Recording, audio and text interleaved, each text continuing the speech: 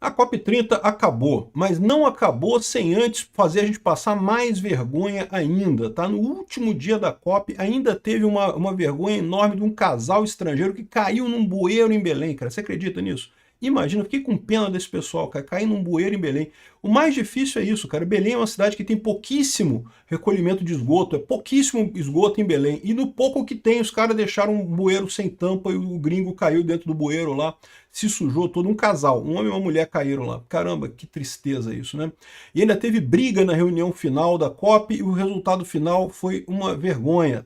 Até na imprensa internacional tá aqui, ó. COP30 terminou como um fiasco, mas é um fiasco muito feio mesmo. Eu sou Peter Turguniev, esse é o Ancapsu e essas notícias foram sugeridas por Partido dos Trabalhadores do Tráfico, Pedra Fuzil, Florzinha e várias outras pessoas. Obrigado aí o pessoal que sugeriu notícias lá no nosso site, no visãolibertaria.com, e obrigado a você que está assistindo o nosso vídeo. Se você gosta do nosso conteúdo, por favor, deixe o seu like, se inscreva aqui no canal, né? Então tá aqui o pessoal condensando todos os problemas da COP30. Foram problemas muito sérios mesmo, né? Mas o pior deles, é lógico, foi o resultado final, que foi um nada, não teve nada na verdade, né? Sessão final em Belém, tem briga de países e reclamação contra o presidente. A Colômbia ameaçou bloquear o acordo por se sentir ignorada, o embaixador brasileiro teve que suspender a reunião, a Rússia chamou os latinos de crianças e questionou falas em inglês e não sei o que lá. Um monte de gente insatisfeita, no final das contas, aprovaram o texto final. É lógico que iam chegar num texto final, só que um texto final que não tem nada de mudança, não tem nada de nada. Ou seja, se não tivessem feito essa COP, não teria havido diferença nenhuma em termos de clima, em termos de, principalmente de posição geopolítica do Brasil. Ao contrário, o Brasil estaria melhor porque teria poupado vergonha, né? O pessoal lista aqui os vários problemas da COP, né?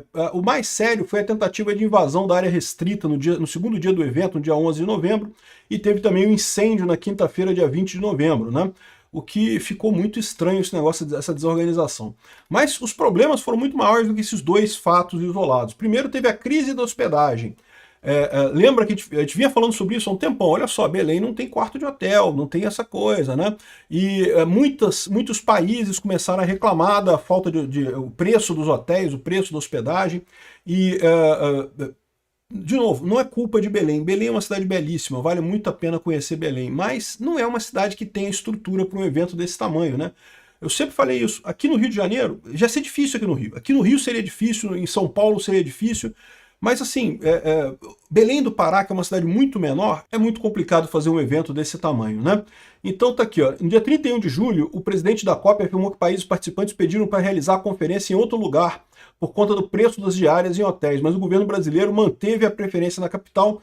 Por que isso? Porque era um pagamento de promessa, né? Você lembra que o Lula, quando ele foi eleito, muito foi com a ajuda dos prefeitos do Nordeste e do Norte, né? Aquele consórcio do Nordeste foi o pessoal que arrecadou dinheiro para eleger o Lula em 2022, ou dos grupos que fez isso. E o Lula tinha prometido fazer a COP em Belém do Pará, né? E pronto, fizeram uma lambança danada, ficou feio pra cacete, né? Muitas pessoas desistiram de participar da COP por conta dos preços altos de hospedagem, e não foi só isso não. E o governo brasileiro gastou uma fortuna, porque teve os navios e os barcos que foram lá para ficar como hospedagem, sendo que acabaram sendo pouco usados. Vocês sabiam disso? Acabou que o pessoal preferiu não alugar nos navios, que estava caro, não alugou também nos navios, ou seja, devido ao contrato que o governo brasileiro fez com os navios, se não alugasse os quartos dos navios, as cabines dos navios, o governo brasileiro pagaria tudo. Saiu uma fortuna à toa esses navios que foram para lá, né? Ainda teve Lula e Janja que ficaram num quarto, um hotel de super luxo, lá um iate de super luxo, coisa e tal, que teve que colocar um monte de coisa. E o principal, não teve líderes globais. Como a gente falou, eles estavam esperando 57, que já seria o número menor de todas as COPs. A gente já tinha cantado essa pedra, que eles estavam esperando 57 líderes, que já seria muito pouco, mas foram menos de 30. Tá aqui, ó.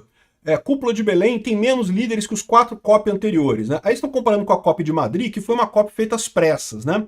A COP de Madrid é totalmente fora do padrão, vocês sabem, né? Então não conta a COP de Madrid, né? É a menor participação de COP de todas. E é menos de 30. E aqui teve 75, aqui na Copa do Azerbaijão teve 75 líderes. Aqui Teve 29 só. Esse número 31 aqui está errado. Eles estão contando o cara do Vaticano e estão contando o próprio Lula. Aí não se conta nesse negócio o número de chefes de Estado. O chefe do próprio Estado e o secretário do Vaticano não é chefe de Estado, né? O chefe de Estado do Vaticano é o Papa. Então, são 29, na verdade, que vieram aqui, como eu fiz a reportagem aqui, mostrando uma vergonha completa. Nunca uma COP teve uma participação tão baixa, é lógico, tirando a COP de Madrid. Por quê? Porque foi uma COP organizada com um mês de antecedência, né? Você lembra, essa COP seria no Brasil, o Bolsonaro cancelou a COP, fez muito bem cancelar a COP, porque não faz sentido, não serve para nada isso. Aí o Chile falou que faria a COP, então estava preparado para ser feito no Chile, só que na última hora o Chile desistiu também. Aí Madrid fez a COP, mas foi uma COP organizada em cima da hora, aí realmente teve pouca participação aqui na COP de 25, né? Mas a COP do Brasil não teve isso. Foi uma COP, digamos, normal, estava definido desde o início que seria no Brasil, não teve mudança nenhuma, né? E, no entanto, teve pouquíssima gente. E não foi só líder de Estado, tá? Executivos dos Estados Unidos e muitos da Europa também evitaram ir na COP por temerem confronto com o Trump. E, na verdade, pelos mesmos motivos. Hotel caro pra caramba, não tinha onde botar os jatinhos aqui, ó. O aeroporto de Belém tem pouco espaço para estacionamento de aviões. Presidentes de vários países deixaram de ir à COP30 porque também não aceitaram mandar aviões a outros aeroportos enquanto estavam em Belém. Teria que o avião... Olha só, já é um absurdo esse pessoal pegar um avião, gastar combustível para pousar lá em Belém e para discutir clima, discutir como que você não pode comprar carne, você não pode gastar combustível, você não pode queimar combustível, e para isso eles estão indo de avião para Belém. Já é um absurdo. Mas teria que fazer mais. Teria que pousar o avião em Belém, deixar o Macron lá, depois subir voo, ir para outro aeroporto, pousar lá para o jatinho ficar parado lá. Quando fosse sair de lá, o jatinho decolava do outro aeroporto, voltava para o aeroporto de Belém, pegava o Macron ou quem quer que seja. O que aconteceu? A maior parte dos presidentes ficou um dia só. Chegou de manhã e foi embora no mesmo dia para não ter que estacionar o avião no aeroporto, que não poderia, né? Acabou que o Macron não apareceu na foto oficial, ele ficou só na quinta-feira, ele chegou na manhã da quinta-feira e deixou a cidade no final do dia, não ficou nem para foto final. E a maior parte dos chefes de Estado, mesmo essa coisa pífia de 31 aqui, a maior parte fez isso. Chegou no dia e voltou no mesmo dia. Só teve lá, apareceu lá e foi embora. Ou seja, uma vergonha completa, né? Comida cara, fila grande, parece que a culpa não é dos restaurantes da COP. A culpa é da organização que cobrava um aluguel enorme dos restaurantes. Os restaurantes têm que repassar isso no preço que eles cobram das pessoas, né? Aí acabou um prato de arroz de pato com R$110, uma coxinha, café expresso R$25, tudo caríssimo por lá. Vazamento e goteira, um monte de vazamento e goteira, protesto, tentativa de invasão, problemas estruturais, teve um monte de coisa que estava em obra, calor nos pavilhões, o pessoal passou mal com calor lá, né? E o incêndio na Zona Azul, aliás, o pessoal fica falando aí que não houve feridos graves. Não houve feridos graves, mas teve gente internada, vocês sabiam disso? Um monte de gente foi parar no hospital lá em Belém por conta de inalação de fumaça. Então assim, ok, não foi um incêndio grave, não foi ferido grave, mas, gente, inalação de fumaça, isso é complicado pra caramba, isso pode prejudicar a pessoa, pode dar danos permanentes na pessoa, tá? Pode danificar o pulmão da pessoa permanentemente. É uma coisa grave pra caramba no final das contas, né? Aí estão dizendo que não teve feridos graves. Mas teve ferido, teve gente que foi parar no hospital. Né? De novo, outra coisa, os turistas caíram em bueiro. Olha só isso daqui, cara. Olha essa imagem aqui. Os turistas caíram no bueiro. Um bueiro grande, cara, não é bueiro pequenininho, não. Uns buracão do tamanho que estão sem coisa lá. Aí tiveram que ajudar eles a saírem de lá. Um casal, olha lá, tudo com água de esgoto. Caralho, bicho, puta que pariu, cara. Fica imaginando olha só, a mulher toda molhada, né? Porque não teve jeito, depois puxaram o cara de lá também. Caramba, cara, putz, grilo, que vergonha isso, cara. E eles tiveram que procurar para achar um bueiro, né? Porque você sabe que Belém do Pará é uma das cidades com menos canalização de esgoto que tem por lá, mas infelizmente eles acabaram caindo por ali, né? Ou seja, uma coleção de vergonhas. O texto final não teve nada de relevante, não teve absolutamente nada de relevante, só mais lenga-lenga de que, precisa, não sei o que lá. E tá aqui, ó, a COP30 terminou como um fiasco. A Conferência do Clima provou que mais ação climática é necessária e, no final das contas, não conseguiu chegar a nenhuma ação climática, definir nada no final das contas, né? Ou seja, veja, É preciso reconhecer que parte dessa culpa não é da COP de ser em Belém, ou do Lula e coisa e tal. Parte é da própria COP. A COP é um modelo que já deu. Né? As pessoas já perceberam que os governos não vão resolver esse problema. Não tem como resolver isso através de leis ou limitações ou mais impostos, que era isso que o Haddad queria. Né? O Haddad e o Lula queriam mais impostos. Né? Não, porque precisamos de mais dinheiro para resolver o problema climático, vamos aumentar imposto em todo mundo, vamos matar pobre para resolver o problema climático, não sei o que lá.